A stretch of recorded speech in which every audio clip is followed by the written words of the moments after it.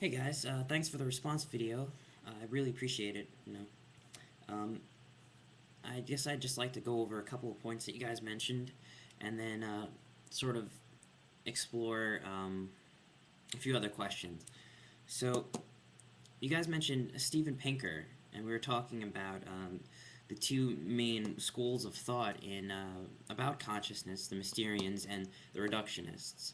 And a sort of third thing that's been going on as far as the schools go with evolutionary psychology. You mentioned, there's a need for more of an evolutionary perspective on things, but the one unfortunately that we're getting, well, for better or worse, that we're getting, is a reductionist evolutionary perspective. One that follows along the lines of reductionism, but still introduces, evolution. And I think this is it's bad in the sense that it's reductionist, but it's still good in the sense that we're getting that bigger picture. Even though it's just a physical bigger picture. I mean, we mentioned also you also mentioned about the need for using a more third, integral way perspective, and also a a more, I guess you could say, holistic perspective on things. Well, like it may be okay that that reductionists are doing what they're doing because they're fleshing out this world of outsides as much as they can, and they're going to come across. I mean, at least according to what I believe, they're going to come across some certain limitations in that because as somebody who doesn't really, I mean, I think the three of us don't really, I guess, trap ourselves in either side of this. As you were mentioning, I was just sort of going over. I was just playing, showing the two perspectives, the two main perspectives. But the third way is to say not to get trapped in either side, like you were saying, and to simply just observe observe the two and see the relationship between them, between the inner and the outer points of view. And I think seeing it this way, evolutionary psychology, though it may be reductionist, isn't necessarily negative in the sense that it's going to flesh out all of the issues and it's going to have some limitations that only the inside aspects will be able to do. That eventually only an integral perspective is going to be able to answer.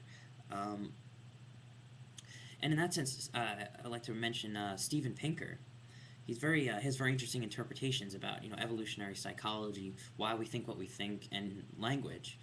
And I see this as mostly positive because I think he's the first, not the first, but one of the first few people who are emerging out of the postmodern, I guess you could say, era that we've been living in the late 90s, that have sort of found, he's able to see some common um, underlying, I guess you could say, um, groundwork that we all share, no matter what creed or culture we're from. So he's beginning to say, look, let's get beyond this relativism, this postmodernism. There is a reason why people um, appreciated particular types of art throughout all of history, no matter east or west. There's a reason why we do have almost not identical but similar forms of appreciation for art and music and philosophy, and we have some universal intuitions about these things that he says is hardwired into our brains. And he says, look, I mean, this is how he's answering the postmodernists. The postmodernists are sort of saying, look, everything's relative. How can you demonstrate it's not? And then he's saying, well, here's some demonstrations of how it's not. Here's some empirical evidence. It's a start. I think it's a start. It's not getting to that integral third way perspective yet. But he's laying, I guess you could say, he's laying a foundation for a more universal, world-centric point of view that's not fragmented as fragmented as postmodernism. And I recommend a couple of his videos if you haven't already seen them. Any of his TED talks are great, especially the stuff of thought. He basically talks about how certain aspects of personality and attitudes are actually built in, and people who live entirely separate lives. And he said the best case would be to find twins who were separated at birth, lived entirely different lives, entirely different cultures, and see if they had similarities. Because if they did, then that means that the mind is not a blank slate. We have universalities, some universalities, and he was able to convincingly demonstrate this, which is very interesting in and of itself. So I feel like though reductionist, though this is evolutionary psychology and reductionism, it's a start, and I guess that's where we're going to end at that point. But by all means, please add to this point.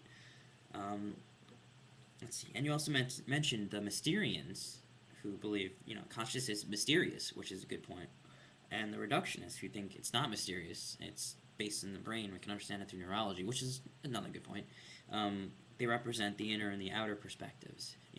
So the Mysterians are saying, like, we've explored the insides. This is something more than just what the outsides are saying. And the outsides are saying it's definitely more than what the insides are saying, because they sound all mythical, mystical, supernatural. So how will this sort of be solved? Like, I guess this is my question to you guys. What is a healthy, integral third way to approach this issue? And by approaching that issue, what is answered? For instance, I know you could. I know one. I mean, from I guess my perspective, having read Wilbur, is beginning to see the space between these two. This relationship. I mean, no matter. I guess I can start by saying, no matter what consciousness really is, I definitely experience it. It is real to me. This inner dimension. We're not just mindless robots, or more so to speak. The mind is not made out of all outsides. There's also interior aspects to it, and I don't necessarily see that as a I mean, it is a paradox to some degree, but if you really think about it in a third way, integral perspective, it's not really a discrepancy. It may be a polarity, but they exist with each other. I guess you could say. I know that this inner dimension exists, but I know the outer dimension exists. I mean, that's not really a problem. It's just fleshing out the space in between.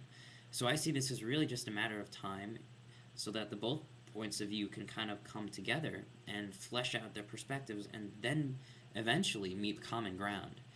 And I think it's not really a matter of either or, but both end, and figuring out how both end happens. So how is it inner and outer? Well, I mean, some people have answers for that. I can't really think of anything that's definable right now that I can mention. But let's see.